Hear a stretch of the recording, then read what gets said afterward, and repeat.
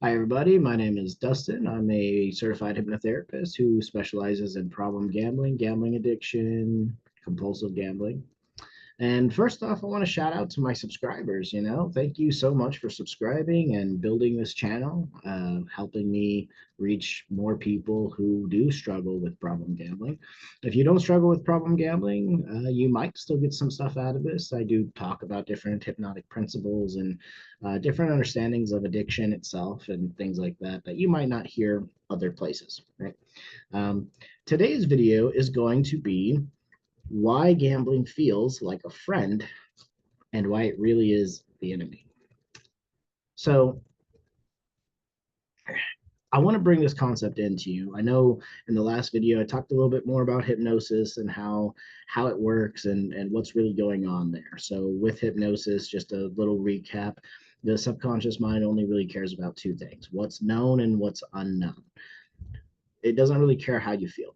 All right. So at the subconscious level, the only real common denominator across the board is what's familiar, what's known. So as you go into casinos and you start to build a whole bunch of knowns through attention, right? And again, my last video, I talked about a little bit about hypnosis and how attention creates a hypnotic state. And as you put your attention on things, you bring in more information, you create more knowns around that thing, right?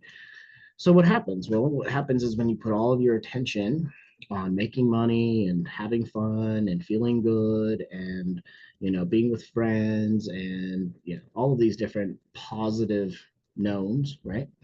What's going to happen is you're going to start to feel dopamine and serotonin increasing, helping you feel good, right? It's the pleasure and reward chemicals in your brain, just making things feel good.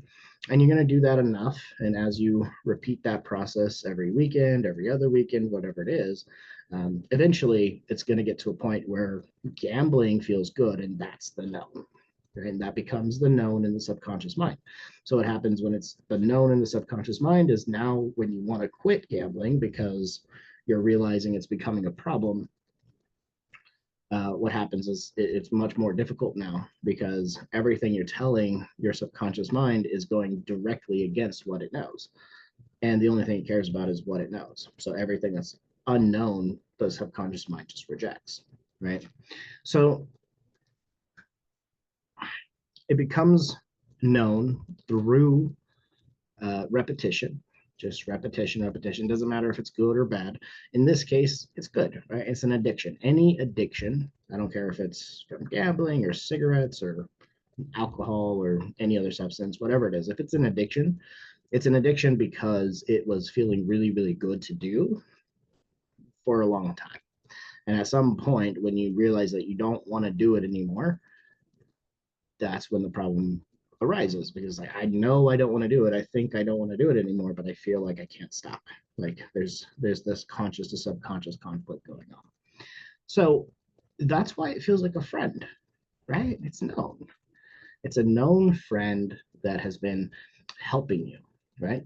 And it has, because in the past it's like, oh, you're down and out, and maybe something happened at work, and you come home, and something happened at home, and you're just not feeling it, and things are mundane, and it's just everyday life stuff. But there's this thought in your mind that says, hey, every time I go gamble, everything just fades away. Everything feels so much better.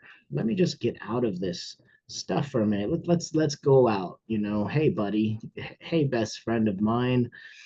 Let's go out on the town for a minute. Let's leave our old problems behind, right? And that's where the craving thoughts are. So your best friend is your craving thoughts, right? And what I mean by that is it's almost as if the craving thoughts coming essentially from your subconscious mind saying, hey, we don't want to be focusing on pain right now. Let's go, let's take a night on the town and just forget everything. That's essentially what's happening. And this concept isn't unique to gambling. This concept is actually in any sort of addiction process. So smoking, things like that. As a hypnotherapist, I work with smoking cessation and, addiction and weight loss and all kinds of things. And it's the same thing with that, right? Like if you're a smoker and you're trying to quit smoking, you've been smoking for a long time now, and it's something that's known to you, and it helped relieve stress, or you thought it did anyway. And you know, every time that you are stressed, well, here's your best friend. Here's your thinking. Here's your subconscious saying, "Hey, here, you know, here's a cigarette. Of course, it'll relieve your stress. It's done it all your life, you know, however long you've been smoking." And so it becomes like a friend. You use this gambling as a crutch, right? It becomes your friend. It becomes the thing that you do and use in order to get out of bad feelings and emotions and boring lives, and to escape the mundane and the routine and the boredom and the pain and all these things. And it becomes an addiction because you like doing it, and it becomes your best friend, and it becomes the way to handle problems, right? It's like telling your best friend all about your problems, and they're like, "Hey man, let's just go, you know, let's go have fun," right? Let's get out of that mindset for a bit. We need to have some fun. And so they do, and then, you know, you have this relationship with your best friend. So it's like your best friend, but the truth is, just like with any other addiction, it's slowly hurting you over time, right? It's almost as if you just it's almost as if you just had this best friend that you realize has been, um, you know, uh, making your wife cheat on you with them, right? Like you've known this person for 20 years, right? And now all of a sudden you find out that your wife has been cheating on you with this person. Are they really a good friend? Right? That's kind of what's happening. It's like, you know, we only have a problem if we feel like we have a problem. Nobody really worries or complains about the part of their life that goes great, right? So when you're first establishing gambling as a best friend, or as your positive knowns, or just knowns as your way of relieving stress and coping with things in your life and things like that, what happens is at some point that resource becomes a problem, and it becomes a problem when you try to quit. So when you won't really understand that you have a real problem with gambling until you try to quit and can't, right? The thing is, if you can quit and you no longer need to gamble, and it doesn't feel like you're trying to quit, like you just stop and there's no problem stopping, you don't have a problem. You're not in a gambling addiction yet. A gambling addict can't do that.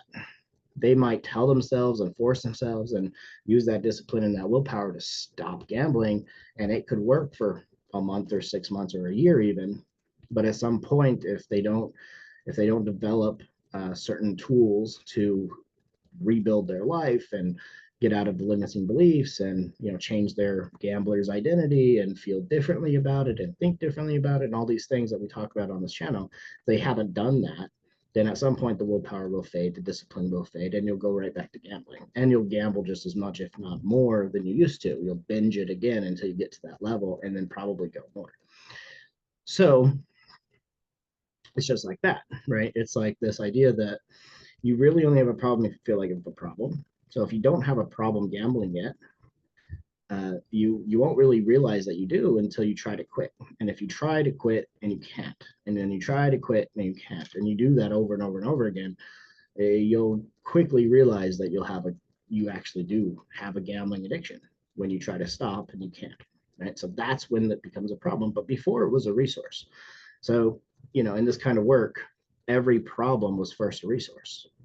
Every single problem, doesn't matter what it is, whether it's, you know, feeling depressed, feeling anxious, you know, whatever the problem is, you know, smoking cigarettes, drinking alcohol, whatever the problem is, whatever you think your problem is, it was a resource for you first before it became your problem. You know, and people are like, "Oh, well, how is having depression a resource?" Well, because before you wanted to get out of depression, you didn't. Before you wanted to get out of depression, you were depressed, and it helped you not have to go certain places, not have to meet certain people, not have to do certain things that you didn't want to do. And it was your way of staying in your comfort zone, staying home so you didn't get hurt out there, right? It was your way of essentially coping with the problems in life that you didn't want to deal with, right? And that's why it's a resource. It's only a problem when you try to get out of the depression and you know that you can't. right? And you can't do it on your own, and that's where it becomes a problem, because you're like, I really don't want to be depressed anymore, but I just can't stop it, right? And that's where it becomes a problem. So it's the same thing with this. Gambling addiction, it's the attempted solution to your problem, actually, right? And just like any other problem that people come in with, it's the attempted solution to the problem. The presenting issue is always just the attempted solution or the symptom of what really is the problem. Because if it was really just that, and you guys knew what your problems actually were, you would just fix your own problem. You wouldn't need to go to therapy. You wouldn't need to hire anybody like me. You wouldn't need to, try to find help online. You wouldn't need support groups. You wouldn't need any of that, because you would just simply fix your own problem because you know how to, right? But chances are you've tried that, and if it hasn't worked, it's because the subconscious mind has a known that gambling is good, it's relief, it's control, it's escape, it's fun, it's money, it's friends, it's all these things. Okay? So it only becomes a problem when we believe it's a problem, when we feel like it's a problem, and that's when we try to change it, and then we can't, right? Right. So it's a friend at first. It's the thing that says, hey, let's go out on the town. Your own thoughts come from essentially your subconscious beliefs, and things that are rooted deeper into the subconscious. And so what happens is, you've created this known, you've already established it over time through repetition, through hypnosis, you've implanted it in your subconscious. It's just like anything else now, where you've learned to read, you've learned to drive, you've learned to speak, right? It's second nature to you. So anything second nature to you is subconscious in nature, right? And so if it's second nature to you that we gamble on the weekends to relieve the stress of the week, and that's your known, well, then that's why you start to have craving thoughts, right? So craving thoughts are really just your subconscious mind telling you, hey, hey friend, let's go out on the town again. Let's we got some stress going on here. Let's go back on the town, right? And this is that pain versus pleasure principle that I talk about a lot on this channel of moving away from pain and towards pleasure.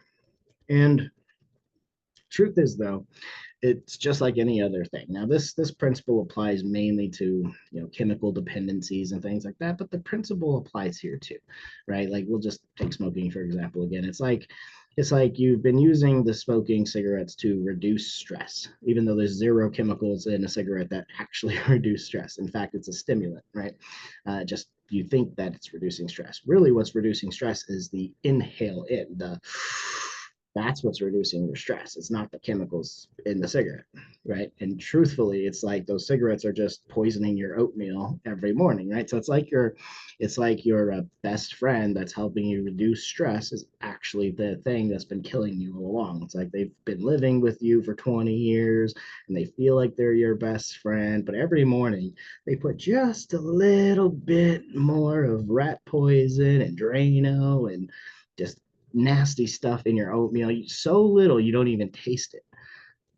It isn't until it builds up in your system over time that you taste it, right? And then now you realize it's killing you. Are you really going to be with that best friend? Are you going to keep that best friend in your life knowing that they've been silently killing you, right? No. And so the same thing applies here. Yes, it's not necessarily a chemical dependency unless you want to talk about the dopamine and that kind of stuff. But there's not like any extra added chemicals like there would be in cigarettes or something like that. But it's the same principle, right? It's still your best friend. It's still known. This is still the way to handle stress, to handle, mundane life, to handle boredom, to handle, whatever. And it's still the way to do things. And so, every weekend or however often you guys gamble, I'm sure at some point you get these craving thoughts. The craving thoughts is your best friend telling you, hey, let's go have a night on the town. Let's go relieve some stress. Let's go have some fun, right? And really, it's the enemy, because before you know it, just like with any other substance, when you realize it is becoming a problem and you try to quit, you won't be able to. And that's when the real problem starts, because once you can't quit and you try to quit and you want to quit, but you can't, now there's shame, now there's guilt, now there's fears and anxieties and depression around the whole thing, because you're breaking promises, you're spending all your money, you're losing your livelihood, all these things that could be happening. And it's almost like that best friend has been slowly taking all of your assets away, slowly making you sign away your life in your sleep, slowly taking your family from you, slowly taking your job from you, slowly taking your money from you. And it's slowly taking all these things away until at some point you realize that it's been doing this, that it's been betraying you, that this gambling addiction isn't a friend, it's a foe, it's an enemy. It's been betraying you this whole time. It's been the craving thoughts have been taking you not to something pleasurable like you thought it was, but it's in fact taking away parts of yourself until it becomes such a problem that you realize it is. And when it is a problem and you realize that, and you try to leave and you try to escape and you try to get out of that problem, your best friend is like, nah, you're not going to do that. I'm your best friend. I've been keeping you alive for years. Right? However long you guys been gambling, I've been keeping you alive for years. I'm your best friend. Remember all the fun we have when we go gamble? Remember the girls that we hook up with, or the guys that we hook up with? Remember the fun? Remember the money? Remember the jackpots? Remember all the lavish lifestyle? Remember the feelings that we get when we go have fun a night on the town, go gamble? But in reality, it's just taking everything away from you, right? Because the longer you do that, and the longer you create that known, the longer that known is in the subconscious of essentially that this is the way that we need to be, this is what we have to do to feel good and have fun. So long as that's established as a known in the subconscious mind, that's your best friend now, right? It's like you use this best friend to relieve everything. It's like you have a crappy day at work, or a crappy day at home, or everything's boring or mundane or routine, and you want more for yourself. Well, best friend says, let's go gamble, right? So that is how and why gambling feels like a friend, and why it's really not, why it's really the enemy instead. Gambling is not your friend. It is the attempted friend. It's the attempted solution. It's the symptom, but it's not your friend, guys. And the longer you stay in gambling, even if you don't think it's a problem now, I promise you, the longer you stay in it, the longer those knowns are established, the longer you believe and feel and think and identify as a gambler, and that feels good and that's fun and that's known and that's how things happen, and that's how you handle stress and that's how you handle your life. And the more you do that, and the more repetitive that gets, and the more uh, in that mindset you go, the harder it might be to quit. Now, that's pretty much it for this video. It kind of touches on the pain versus pleasure principle, the knowns and the unknowns, what's familiar. But I really wanted to teach that concept of it's not your friend, guys. Those craving thoughts, those thoughts where you're like, hey, let's just go gamble, or gambling is good, or gambling is fun, or what if I make good money, or what if I can get out of my problems that I'm in financially, or what if this is the right time to go gamble, or whatever your what if statements are in your mind, whatever your craving thoughts in your mind are, those positive thoughts about gambling. And that's all a craving is, guys. That's all a craving is. I want you to understand that, whether it's cigarettes or alcohol or marijuana or whatever, any thoughts that are super positive about going to do something that you don't want to do anymore, though, that's where the cravings come in, because your thoughts create your emotions. And so where you point your attention, where you point your focus, that is how you feel. Okay. And so if you keep your craving thoughts on going to gamble and how great it's going to be and how much it's going to relieve your stress and how much it's going to help you, well, then you're going to eventually do that because it feels good to do that, right? It's craving. You don't crave things you don't like. Right?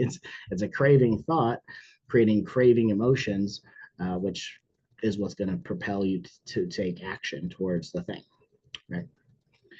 So that's it for this video. This one's a little bit shorter, but I just wanted to kind of bring that concept to light for you guys. If you like this content, follow for more, subscribe. If you know someone or if you have a problem with gambling and you want to get out of that addiction, I'd be happy to help you. www.gamblingonfreedom.com. Check out the website, book a free consultation, and I'd be happy to talk with you and see what we can do about it. All right, so that's it. Take care for now, guys.